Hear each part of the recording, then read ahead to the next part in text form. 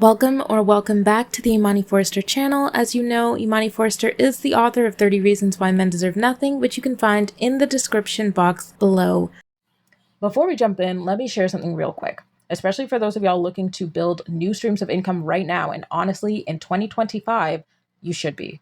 So Imani and I have been quietly working behind the scenes on a full course for folks who want to earn through self-publishing, social selling, and growing an audience without doing the absolute most. There's no fluff, no gatekeeping, just everything that we've learned over our years of self-publishing and also our experience growing a faceless channel here on YouTube from scratch. You've seen that journey in real time. So the course is almost ready for launch. If you want early access and discounted pricing when it drops, just click the link in the description and join the list. Now, this is not for everybody, and that's okay. But if you've been saying to yourself that I just need somebody to show me how to start, also, if you have a book and you're having difficulty getting sales, this was built for you. It's tested, it works, and we genuinely want you to win too. Hey y'all, I'm Shanice, and today's video comes straight out of the Am I Overreacting subreddit, where Satan Fan 12 posted, "My boyfriend gave my Labubu phalloplasty." And personally, I would retitle this too is abuse. This is abuse. So as you can see, this went really viral, and I'm gonna read it for you. So, kind of angry about this. It was a gift from my niece. He cut off an ear and put it back somewhere wrong. I told him this, and it ended in a heated argument. Am I overreacting for yelling at him? He usually doesn't do this stuff. This is what males do when they want to hurt you, but can't or won't hit you directly. Like, they'll destroy what you love. Your belongings, your pets, your plants, your creative work. It's called proxy aggression. Go look it up, and it's a form of abuse. And the context is really damning because he did this when she was out with friends. This is punishment. This was retaliatory. The message is, see, this is why you can't leave me alone. And he's trying to recenter himself in your life. And this is why, like, relationships with men, you have to be extremely careful because a lot of males are like this. Some of them will try to get you to recenter him by any tactic that works, even if it means like policing your focus. This is his way of correcting you and punishing you for choosing you. This is how males steal your downtime. If you dare enjoy yourself, you're stuck worrying about him at home because his warning is clear. Your things are not safe if you're not centering him. Now, if ever you decide to go out, you're going to have to babysit him from across town like he's some damn dog left loose at home. Like he's going to tear up the throw cushions and tear up the sofa. You can't leave him alone. And the goal is to wear you down until eventually you just give up and don't go out again. This is why I will continue to say and agree with everybody else who says that men don't joke. This isn't a joke when the intention is to reassert control within the relationship and manipulate you into doing what he wants next time. That was extremely intentional. And calling it a joke is just audience management. Calling it a joke recruits bystanders to shame you as humorless or childish. And he gets to be like the rational, funny one. And you're hysterical. And mind you, at the very least, within the context of this post, everyone knows that this guy is in the wrong. But outside of this context, that might not always be the case. He might be able to convince other people that you are being overly sensitive. Keep that in mind. Keep it in mind that it's also like a status move. He can demote you to the crazy one. She's also neurodivergent, and they mentioned that in the comment section.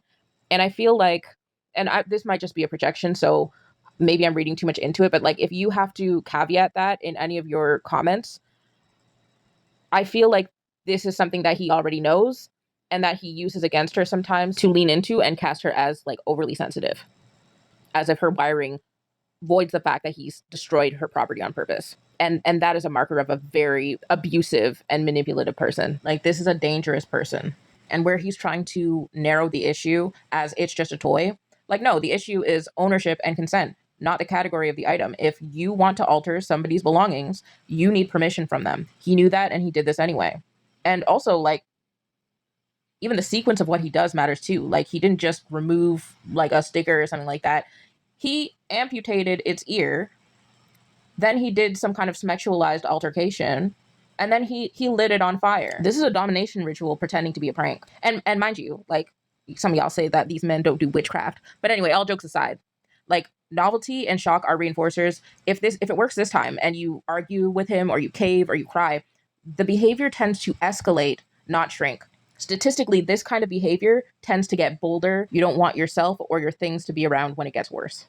And if anyone watching this video is ever confused in a situation like this, just ask yourself the simple questions. If he was so bored, Why did it take him to your side of the room? Why didn't it take him straight to his Xbox? Why didn't he give his Xbox surgery? Why didn't he light his phone on fire? Why didn't he light himself or his hair on fire? If he's so bored, why did that boredom walk straight into your things? Why the fire? Why the sexual mutilation? Why the violence? Especially violence against an anthropomorphized doll. Another big part of this is that he knows it's irreplaceable because it's of sentimental value. It doesn't matter that, like, even if he said, like, oh, fine, I'll buy it back. It's the sentiment. It's the fact that it's a gift. He knows that it has a high emotional value to you, and that's why he went after it. Like, this is a disgusting person. My stance is to leave. This XY showed you exactly who he is. You don't need to wait for that pink flag to turn red. Okay, so let's get into some of these comments. So Metatron96 says, did he apologize by offering to sew the ear back on? Which he should do after destroying your property. Also, OP, I'm sorry, but Labubu phalloplasty is the funniest previously unsaid sentence I've heard in a long time. And then OP comes back and says, no, he says it's just a plushie and it's not that deep. I hate people that, like, don't let me catch you saying it's not that deep. It's always that deep. And you can always go deeper, okay? Slithering Flower says, I'm sorry, but he sounds awful. I'm a grown woman, but I still have plushies I like, and some that are very sentimental, like the teddy bear my dad gave me the day I was born. If someone cut that bear's ear off, I'd be livid. Even if they didn't know the sentimentality, or if it's not sentimental, it's still yours. How would he feel if you broke something inanimate of his? I bet he wouldn't say it's not that deep. External Challenge 93 says, I don't even still have any of my childhood plushies, so none of the ones that I currently own have any particularly sentimental meaning to me. I'd still be very upset if someone intentionally damaged one, because what the fuck? If it's not yours, you don't just destroy something for kicks. I feel like this is a thing most adult humans should know. So Taco Dragon is responding to Slithering Flower, and he says, I'm a grown cis male, and I still have plushies I like. Some are for sentimental reasons and got passed down to my daughters, and some are just ones I like that I got from me. You can't convince me that my 14-inch plushie of Stitch isn't awesome. Mildly Spicy Wizard says, I've been keeping my 1998 Tamagotchi alive since it hatched. New batteries, a couple of repairs. My dad hated the idea of these gadgets back then, but he brought me one anyway because love for his son beat principles. Now I find myself doing the same for my son's weird new generation stuff. Your boyfriend is an a-hole for doing that. Lendyman writes, I am in my late 40s. I still have my baby teddy bear. If I'd had a girlfriend who cut off Mr. Bear's ear and sewed it to his crotch, she'd no longer be my girlfriend. The level of disrespect involved would tell me they needed to go immediately. Thankfully, I have an amazing spouse who isn't a self-involved asshat. And yeah, if the shoe was on the other foot and you destroyed something of his, it would suddenly be that deep. It would suddenly be that deep. And he would see it as a massive sign of disrespect because it's something that he values. This person says, I had a little otter plushie that I had since I was a toddler, almost 30 now, and has lived in every home I have. I decided it should live with my partner on his shelf because he is my home. He thought the shelf wasn't good enough, so it lives on the bed, and whenever I come over, it's tucked into the blanket waiting for me. I gave it to him over a year ago, and he still does it. Aw, that's cute. OP comes back and says, I have Asperger's and bond really closely with my plushies. They bring me a lot of comfort. And Always Learning More says, this isn't even about plushies. Don't view it that way because viewing it as just a toy tricks your brain into thinking this is frivolous nonsense and you're crying about your Labubu. What happened is that he messed with your things, your property, something that you own. What he did is so disrespectful. He had no regard for your belongings, replaced Labubu with anything else, a pen, headphones, curling iron, and it would still be disrespectful. It's serious, not to mention that he chose to permanently disfigure it. This wasn't putting a removable P sticker. He cut it. And again, Flying Toaster says, yeah, this is so effed up. I'm in a similar boat, and my husband is so sweet about my plushie collecting. I have a whole couch in my office just to house them, and he knows all of their names and which ones are okay to go in the wash when we're doing linens. Your boyfriend should care that you care about them, even if he doesn't. But even if you ignore the attachment aspect, this is just straight up disrespectful and gross. This isn't how you treat someone else's things, and especially not how you treat a gift. Also, I don't know how old your niece is, but it being a children's toy from a family member just makes this feel even more gross than it already is. This person says, hey OP, the fact that he lit it on fire tells me that he wanted to hurt you. You don't light things on fire because you think it will be a funny joke. The phalloplasty can be a joke, and whether or not you think it's funny is subjective. Lighting it on fire, nobody does that as a joke. He did this to hurt you, and now he is dismissing those hurt feelings that he intentionally created. He's sulking like a child.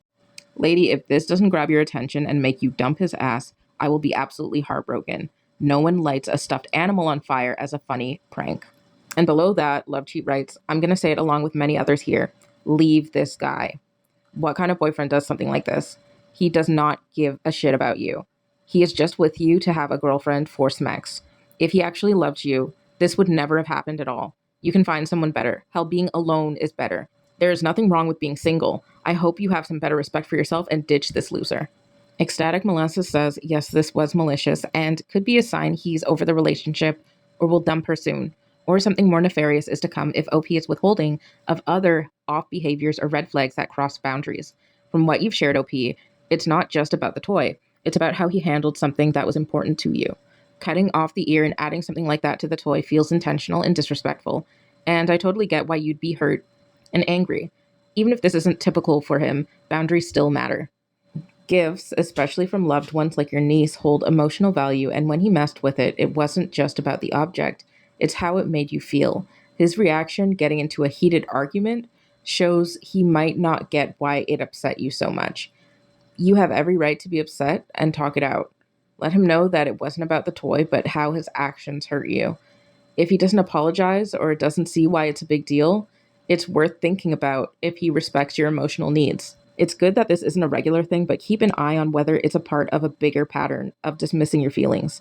You're not overreacting. You deserve a partner who respects your boundaries, especially when it comes to things that are meaningful to you. And this is where I tend to disagree, because for me, it doesn't matter if he has no other prior incident of like this kind of behavior. The fact that this is in him to like react so extremely to you just going out and destroying your things and lighting it on fire, that's a scary person. That is a very scary person. Lighting your things on fire and mutilating your stuff, like, that is a scary person. Please leave.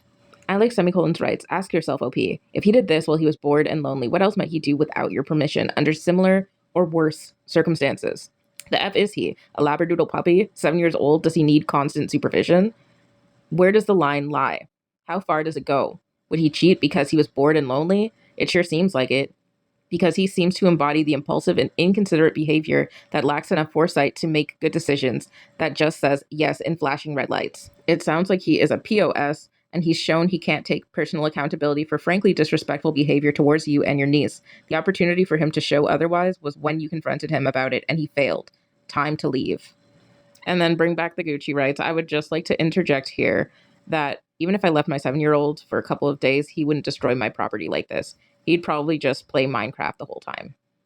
So most of the other comments echo the same sentiment. I'm going to let y'all pause to read, and then we'll wrap up.